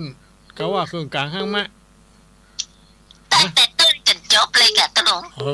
นึกว่าไปงานขาวดำปิกไม้ แล้วไม่ได้ไปเจ้าวันพวกกับไปทำบุญพวกวันศีลและวันพระแล้วเนาะ ผู้ไปวัดดอเนาะ เจ้าไปวัดเจ้า ดีละไปเมื่อมีจิตใจยังนี่ไปได้นี่ แต่ในกะไปมาขาดทรัพย์สินนะตะลุง นะดีละเป็นกำให้ชีวิตเนอะโต เจ้า หายาก ชัดเจนดีนะตะลุง ชัดเจนดีเนาะผมมีปัญหา ถิ่นล้านนา ดีละขอบใจอนุโมทนาเจ้าของฐานีด้วยเนาะ เจ้าไว้ศาลเจ้า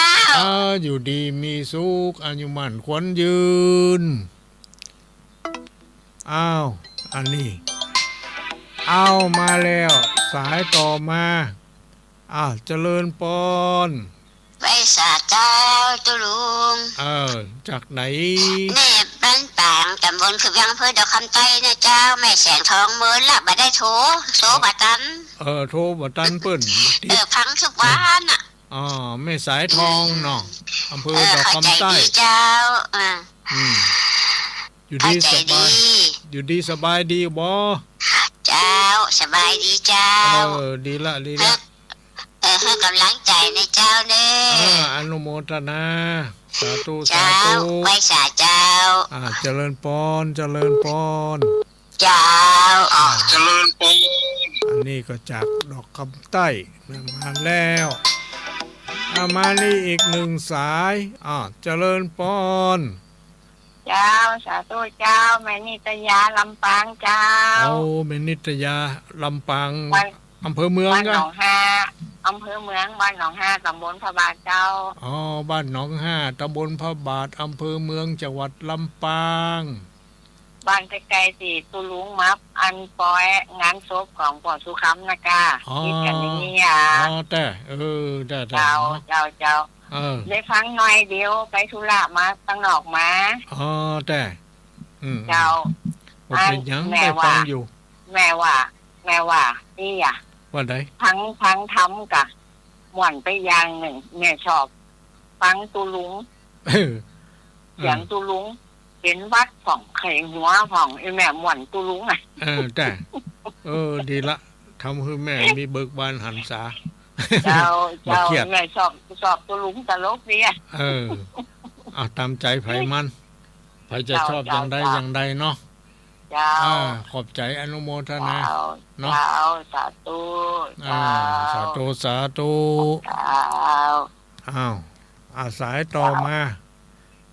ไผแถมจะรายงานเข้ามา FC ตั้งหลายอยู่แห่งหนตำบลใด รับฟังรายการประทีปธรรมเป็นอย่างใดเนาะก็โทรเข้ามาได้เลยแจ้งผลการรับฟังว่าชัดเจนบ่ชัดเจน หรือว่าจะแก้ไขอันหยังอันใดก็ติต้อยหมายจ้ามาได้เนอะบ่เป็นหยังบ่เป็นหยังติเพื่อก่อปรับปรุงแก้ไขเนาะเอาหมีละกะรับหมดละกะ ก็ว่าบ่รับเตี้ย บางทีก็หูตาก็บดีเนาะมองไปเต็กเลขเต็กอย่าง ลำบากลำบนเหมือนกันเนาะบางคนก็ให้โทรแต่เนอกดมาตันเขาบางทีก็หูตาก็บ่ค่อยดีพอเลขอันยังก็ไปเป็นอันยัง เนาะเอาว่ายังไงใครจะโทรเข้ามาเอาเข้ามาได้เลย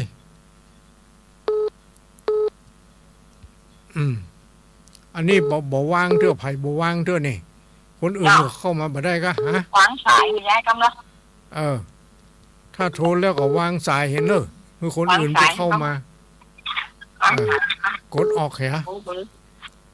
นะครับเดี๋ยวนี้กำเกิดคนหลอกก่อน ถ้ากดออกคนอื่นก็เข้ามาได้อะ คนหลอกอยู่ปกติ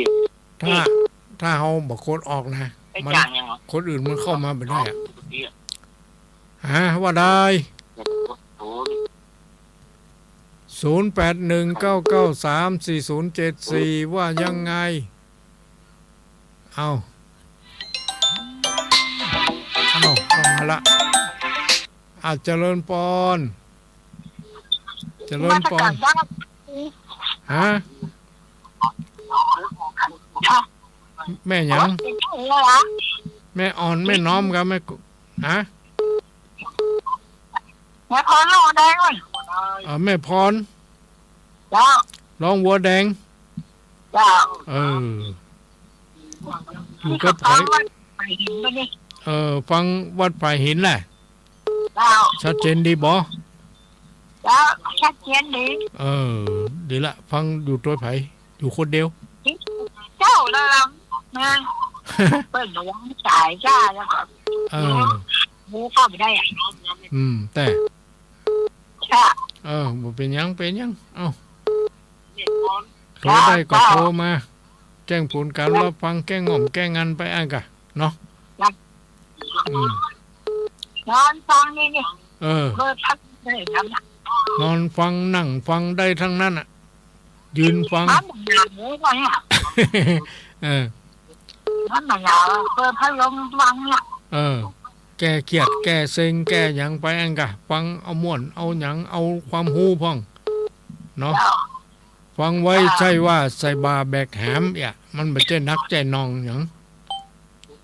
เจ้ามาสั่นเจ้า ขอบใจเนอะอนุโมทนาอยู่ดีมีสุขประจากทุกโศกโรคภัยโชคดีมีชัยมีสุขภาพพลามัยแข็งแรงกินข้าวลำน้ำลงเนอะขอบใจตอนนั้นนี่บอกกลับไปชูพระเขาจะลงจะเลิก น่ากะตะกี้ติดทำมาได้ปั่นปอนสักคำหั่นแหละ กำเดียวก็ปั่นบางคนให้ท่าเอาปอนอยู่หั่นโหเนาะ ก่อนเจ้า แต่ทำเจ็บแล้วก็ขอโทม ก็บ่เป็นหยังเนาะบางคนกูบัตันเปิ้นนะกะ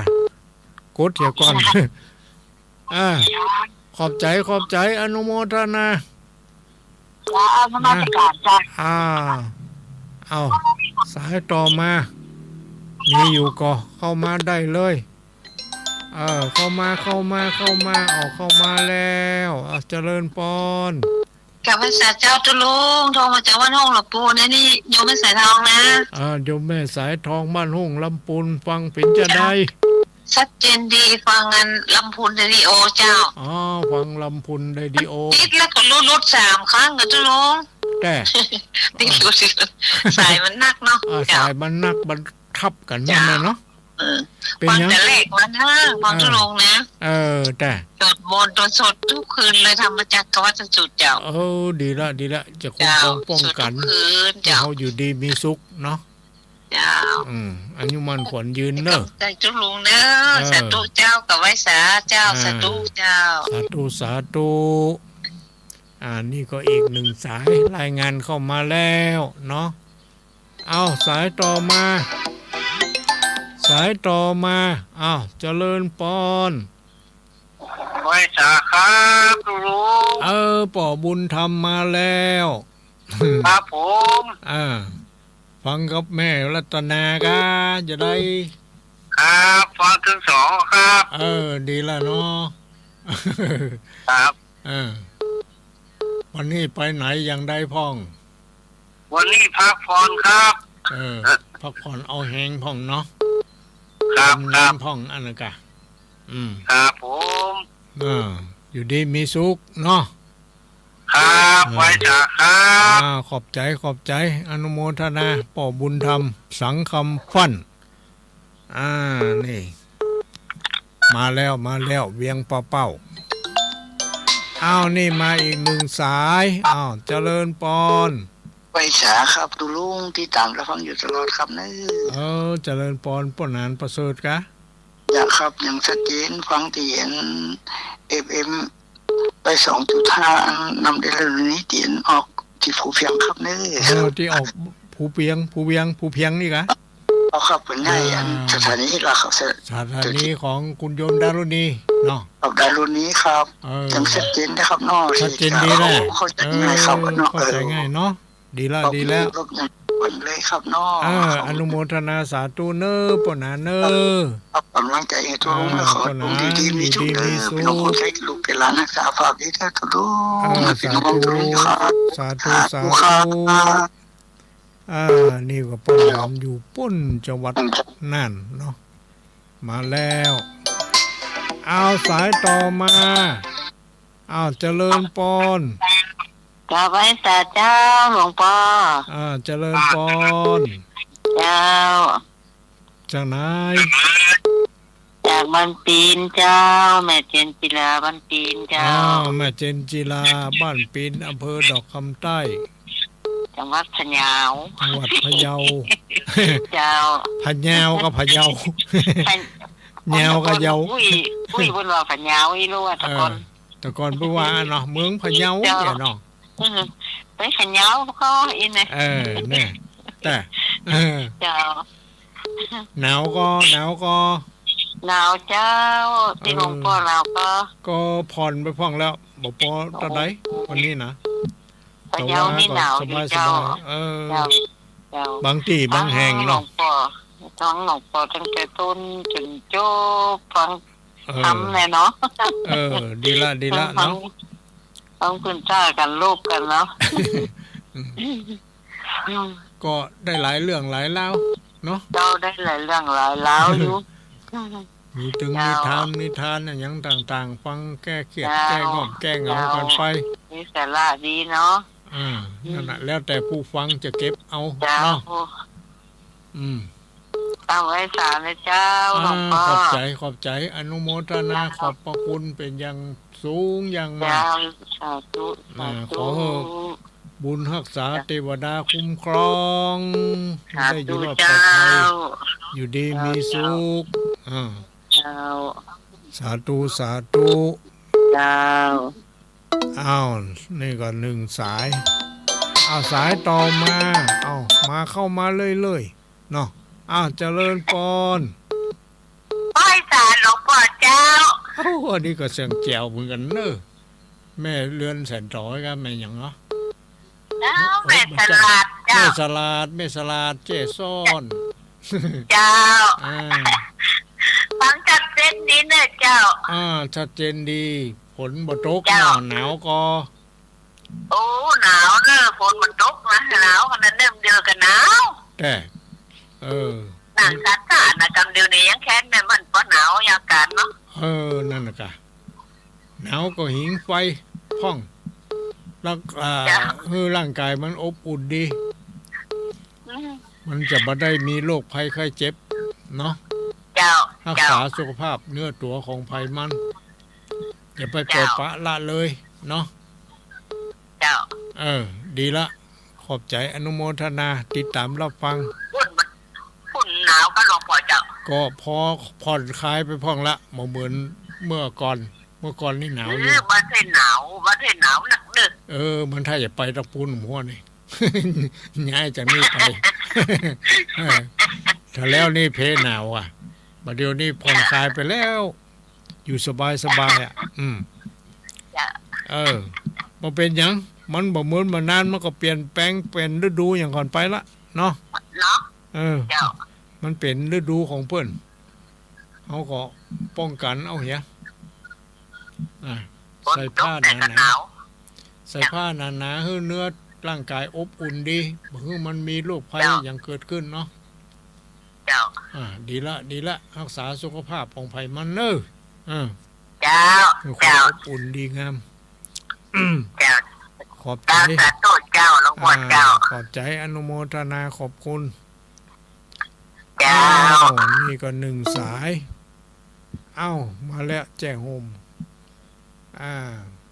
อำเภอแจ้ห่มจังหวัดลำปางเนี่ยเนาะ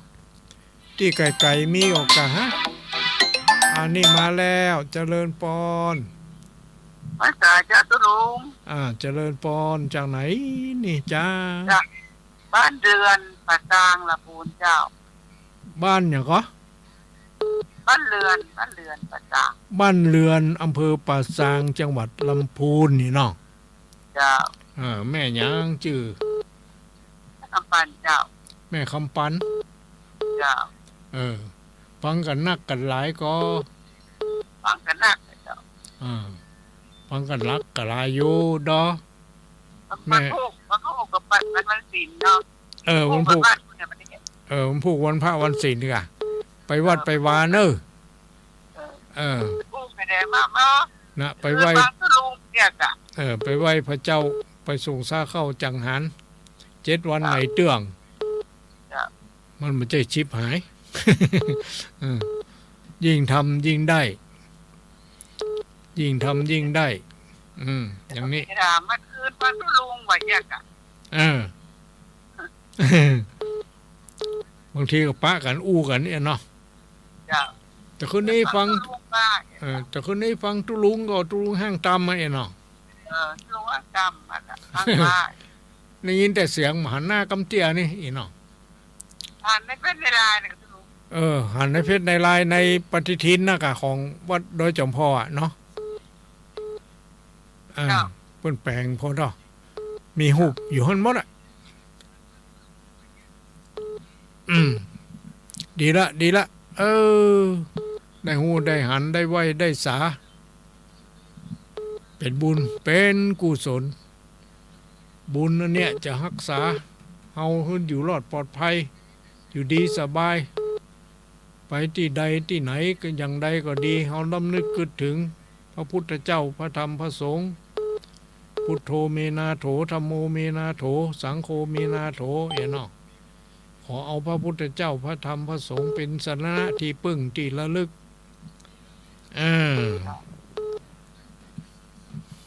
บุญรักษาเทวดาคุ้มครองเป็นว่าอย่างนั้นจะได้อยู่ดีมีสุขขอบใจอนุโมทนาเนอะแม่เนอะอยู่ดีมีสุขไปสาธุสาธุยังเวลาอยู่ได้แฮม2-3 สายใครจะโทรมาก็โทรมาได้อยู่ตอนนี้เนาะยังมีเวลา ก็ว่าบางคนก็รับกันได้หมดผู้ที่บ่รับก็โทรมาแล้ว บางทีก็บ่รับเนาะมันเข้านอนแล้วปิดไฟแล้วหูตาก็บ่ค่อยดีอีกเนาะถ้าสามารถทำได้โทรมาได้ก็โทรมาแจ้งผลการรับฟังเนาะ ว่ารับฟังเป็นจะได้พ่องเนี่ยกะอยู่แห่งหนตำบลใดชัดเจนแค่ไหนอย่างใด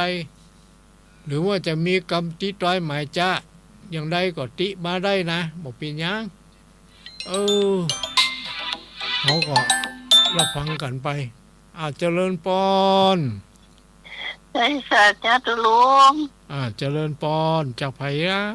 ฮะไผอยู่ไหนโทรมาจากบ้านนาแจแม่เหมาะเจ้าบ้านนาแกกันนาแจนาแจเจ้าบ้านนาแจอำเภอแม่เมาะอำเภอแม่เมาะจังหวัดลำปางนี่เนาะแม่เนาะเจ้าแม่บุญนักพุทธิเดชบ้านนาแจเจ้าบ้านนาแจไกลกันจึงเงินวัดบรรพตสถิตก็วัดพตสถิตบ่ได้ไปจะมันอยู่ไกลเนาะอยู่ไกลกันได้เจ้าลุงได้มาวัดสุขเสริญก็วัดวัดหยังอาจารย์ชาติเจ้าบ่ได้ไปกะฮะแหละเพิ่นมีงานหยังเพิ่นเนี่ยหยังกับปุเตียเพิ่นมีงานตลอดนะแต่บ่ได้ไปบัดนั้นโทรตั้งแต่เจ้าเราบัดนั้นเป็นฟังอยู่นี่ฟังบ่รับในวันนี้ไงทำไมเจ็ดกดนะกดบัดนั้นเขาแห้งกว่าเขาใกล้กว่าไอ้น้องเขาเลยเข้าก่อนบัดนั้นเขาวันนู้นน่ะกะถ้าเขาอยู่ไกลสัญญาณมันก็จะเดินทางไกลหน่อยอะกะเนาะมันก็จ้าสัญญาณก็บ่ใครดีเดี๋ยวนี้ก็อันกำลังดีนี่น่ะแต่เดี๋ยวแต่ขอบใจเจ้าคือกำลังใจตุลุงแน่ขอบใจอนุโมทนาสาธุสาธุอนุโมทามิเอาละญาติโยมทั้งหลายได้แถม1สายสุดท้ายเนอะ1สายสุดท้ายจะหมดเวลาแล้วเอามาละสายสุดท้ายเจริญปอนสายสุดท้ายเจ้าตุลุงอยู่ใกล้จะได้โทรบัดนั้นปืนเจ้าแต่อยู่ไหนก็จะเป็นมือก็แก่บ่ยังมีทุกข้อนี่เจ้าติดบ่เดียวนี่เนาะเจ้าแม่บัวลอยเจ้าบ่โทรเนอะก็อะไรหาอยู่เจ้าน่ะกับแม่บัวลอยอยู่บ้านไหนบ้านซุปก็เจ้าตำบลตะก้ออำเภอแม่สวยเฮานี่เนาะแม่บัวลอยบ้านซุปก็อำเภอตำบลซุปก็อำเภอแม่สวยเนาะแม่เนาะเจ้าจังหวัดเชียงรายเจ้าจังหวัดเชียงรายดีละเจ้าฟังเป็นประจำเนาะแม่ฟังทานนี้ไหนฟังขึ้นดารุณีเจ้าดารุณีเนาะใกล้ๆนี่เนาะเจ้าดีละมีหลานจะอยู่วัดห่างกรรมท่านแล้วนะยิ้มวัดท่านแล้วนะอันกะไปหาชื่อยังโยจีเล่นว่าจินนี่ว่าเจ้าอันกะบ่ฮู้จักเด้อชื่อเล่นละอ่อนนุ่มอยู่เนาะอ่อนนุ่มได้เนาะเจ้าเป็นยังมีการมีงานจะฝากเขาไปทำบุญตัวอยู่เน้ออนุโมทนาเน้อแม่เน้อสาธุสาธุเอาละญาติโยมทั้งหลายหมดเวลาแล้วเวลาหมดเอาก็ให้รับฟังกันได้ในวันพฤหัสต่อไปเน้อพัดนี้หมดเวลาขออำลาจากญาติโยมทั้งหลายไปก่อนก็ขอความสุขสวัสดีจงบังเกิดมีแก่ทุกท่านต่อไปให้รับปอนทำเห็นเน้อยะถาวาลิวหาปุราปาลิปุเรนเตสาคลังเอวเมวะอิโตตินังเปตานังอุปกปติอิจิตังปฏิตังตุมังคิปะเมวะสมิสตุสเปปุเรนโตสังกปะจันโทปนะละโสยะถามณิโจติละโสยะถาจัญญสิทธิธนังลาภังสุถิงภะขยังสุขังพลังสิริอัญญุจาวันโนจาโภคังวุฒิจัญญสวัสตวสาจาอัญญุจาสิวสิทธิภวันตุเตสปีติโยวิวัจันตุสัพพะโลโกวินาศตุมาเตภวัตวันตรายโยสุขีติขายุโกภวะอภิวาทนาสีลิสนิจังวุธาปจายโนจตารโอธรรมาวัฏันติอายุวันโนสุขังปะลังสาธุสาธุ